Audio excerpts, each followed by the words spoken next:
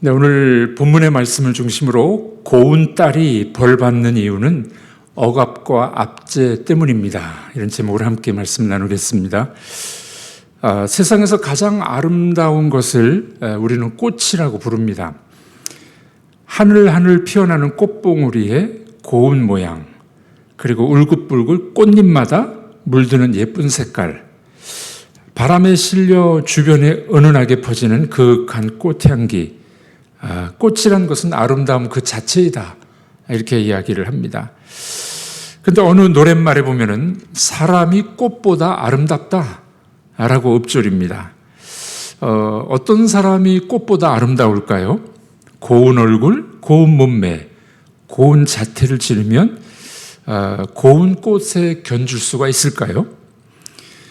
그보다도 더 중요한 것은 넉넉한 인간미를 지닌 사람, 고운 마음을 가지고 있는 사람, 이런 사람을 이르러서 꽃보다 아름다운 사람이라고 부르는 것입니다. 이 세상에는 꽃보다 아름다운 사람이 있는가 하면은 시드른 꽃처럼 버려지는 사람들도 있습니다. 꽃이 시들면은 그것보다 추한 것이 어디 있겠습니까? 꽃이 시들면 버려지듯이 하나님의 백성이 하나님을 거역하고 회개하지 않으면 버려집니다. 아름답고 고운 딸을 버릴 수가 있겠습니까? 눈에 넣어도 아프지 않은 딸과 눈에 넣어도 아프지 않을 손자를 버릴 수 있겠습니까? 어떤 분은 그런 이야기 합니다. 손자는 눈에 넣어도 아파도 넣을 수 있는 존재다. 눈에 넣어도 아프지 않을 딸과 손자를 버릴 수가 있겠습니까? 오늘 성경은 버릴 수 있다라고 이야기를 합니다. 참 무서운 이야기죠. 언제 그렇습니까?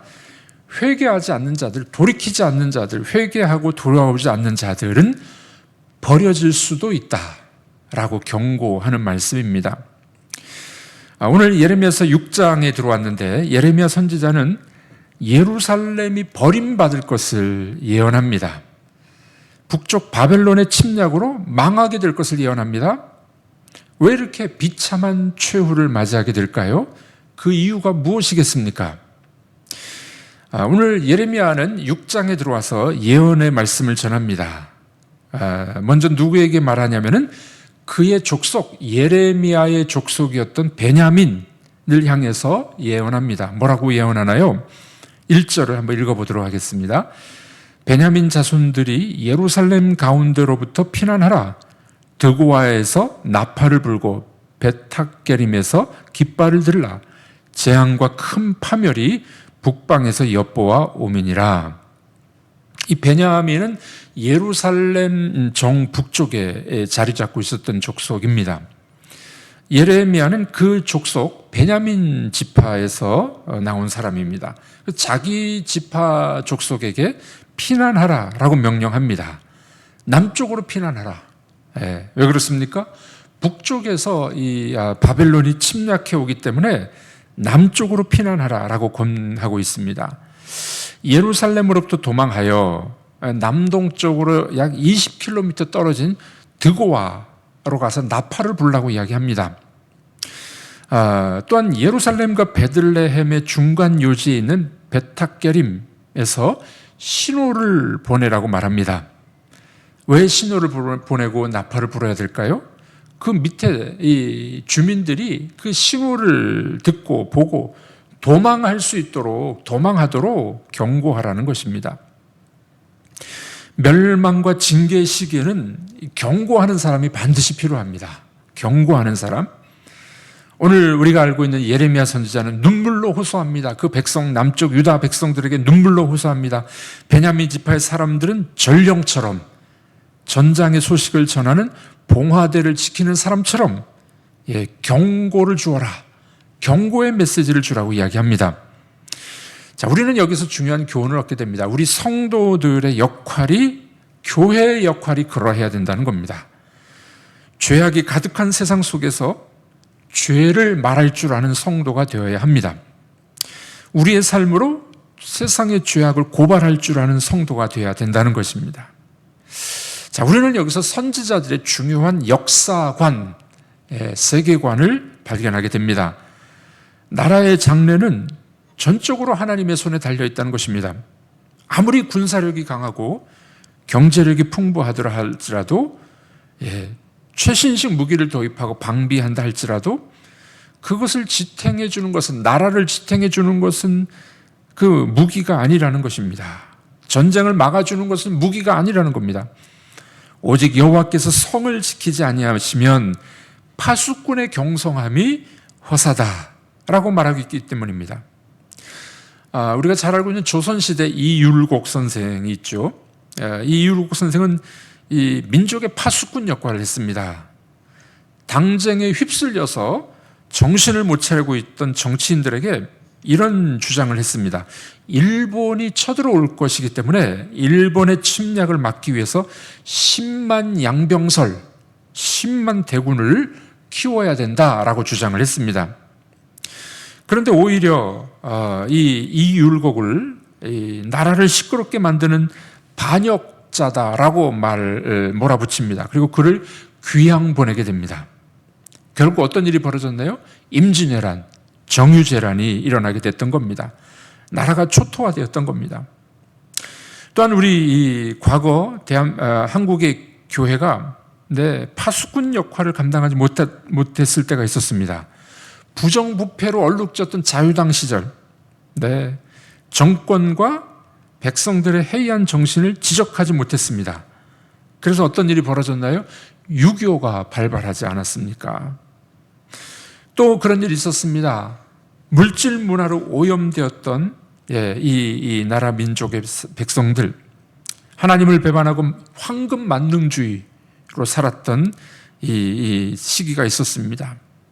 그때 교회가 바른 말을 하지 못했을 때 IMF라는 참으로 어려운 국난을 당하지 않았었습니까? 여러분, 교회는 잠들면 안 됩니다. 물질 문화의 유혹에 빠져서 세속화되어서도 안 될 것입니다. 시대의 죄악상을 보고 눈 감아주고 짖지 못하는 개가 되어서는 안 됩니다.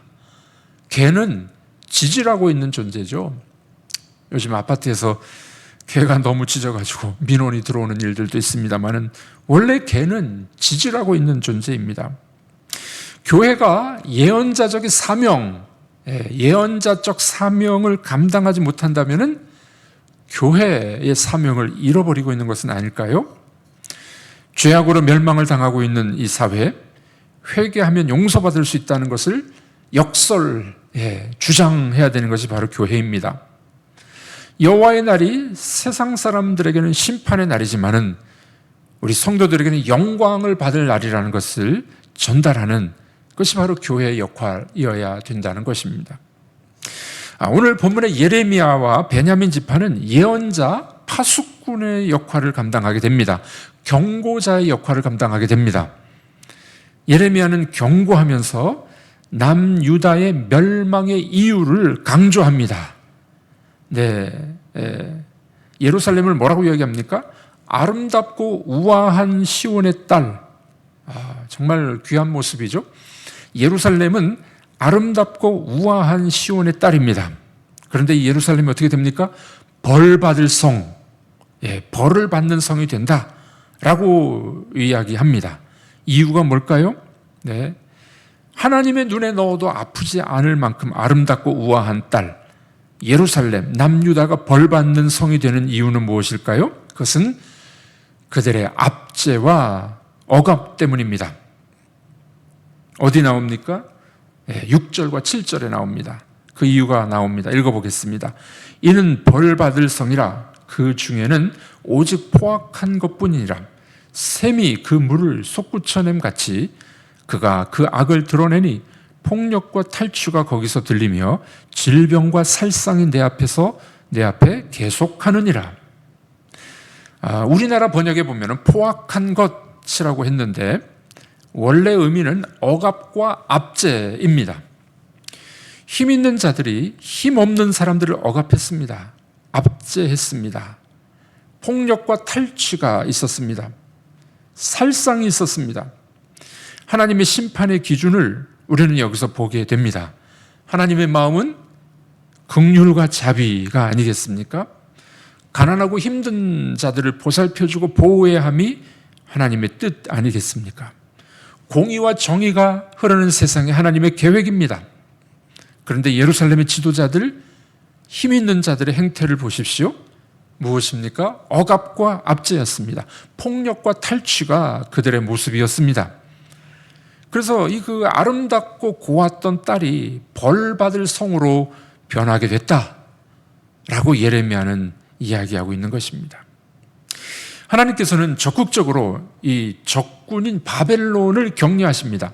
자신의 딸을 징계하기 위해서입니다. 4절과 5절 읽어보겠습니다. 너희는 그를 칠 준비를 하라. 일어나라. 우리가 정오에 올라가자. 아하, 아깝다. 날이 기울어 저녁 그늘이 길었구나. 일어나라. 우리가 밤에 올라가서 그 요새들을 헐자 하도다. 네, 바벨론이 이제 이 침공해 오는데, 네, 정오에 올라가자 하는데, 벌써 이제 해가 져갑니다. 날이 기울어 저녁 그늘이 길었구나. 또 뭐라고 얘기합니까? 밤에 올라가서 그 요새들을 헐자. 밤에 침략하자라고 이야기하는 것입니다. 자, 이 말씀은 하나님이 오히려 적군인 바벨론을 격려하고 있는 말씀입니다. 왜요? 무엇 때문에요? 우아하고 아름다운 딸이었던 예루살렘을 징계하기 위함입니다. 참 무서운 이야기죠. 하나님께서는 그의 사랑하는 자녀를 징계하십니다. 이유가 뭘까요? 긍휼과 자비를 저버렸기 때문입니다. 오히려 폭력과 압제를 일삼았기 때문입니다. 자, 오늘 우리는 이 말씀 앞에 우리를 돌아보아야 할 것입니다. 우리 교회는, 우리 성도들은 이 말씀 앞에 부끄러움이 없는지 물어봐야 될 것입니다. 코로나19를 지나면서 교회 민낯이 너무 많이 드러났습니다. 교회가 너무 이기적이었습니다. 세상의 빛과 소금이 아니라 세상의 짠돌이가 되어버렸습니다. 사회적인 약자 편에 섰는지, 그들을 돌아보았는지 우리를 돌아보아야 할 것입니다. 지금 하나님은 우리를, 지금 이 땅에 있는 교회들을 책망하실 것입니다. 아름답고 고운 딸들아, 왜 긍휼과 자비를 잃어버렸느냐? 왜 너희만 잘 먹고 잘 사느냐? 고아와 과부 그리고 나그네를 잘 대접하고 있느냐? 우리 하나님이 물으실 것입니다. 교회는 정의로워야 됩니다.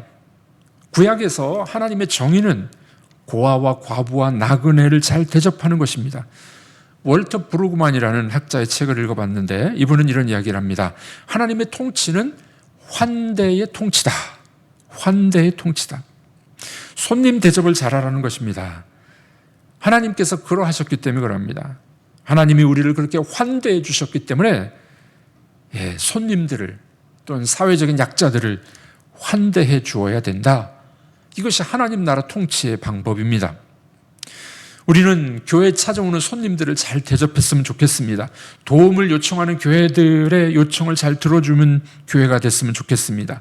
미혼모들을 돕고 자립 청소년들을 도와주는 넓은 마음이 우리에게 있었으면 좋겠습니다. 이 땅에 들어와 있는 250만 명의 외국인들을 환대해 주었으면 좋겠습니다. 외국에 나가서 선교하는 일이 얼마나 어려운 일입니까? 그래, 자발적으로 우리나라에 들어온 외국인이 250만 명입니다. 교회는 이 좋은 선교의 기회를 놓쳐서는 안 될 것입니다. 환대해 보십시오. 관심을 갖고 도움의 손길을 펼치시기 바랍니다. 이 땅이 선교의 땅이 될 줄로 믿습니다. 얼마 전에 우리를 힘들게 했던 한 형제를 만났습니다.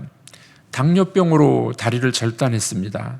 알코올 중독으로 그의 딸을 폭행했던 형제였습니다. 술을 먹으면 성도들에게 폭언을 하고 괴롭혔던 삶이 힘든 형제였습니다. 교회에서 주는 지원금만 바라보면서 원하는 지원금이 없으면 교회를 욕했던 형제였습니다. 저는 그 형제가 목회자에게 성도들에게 폭언을 했다는 이야기를 듣고 참 마음이 아팠었습니다. 이 지역을 떠나서 다른 지역에서 격리한다는 소식을 듣고 마음이 아팠습니다.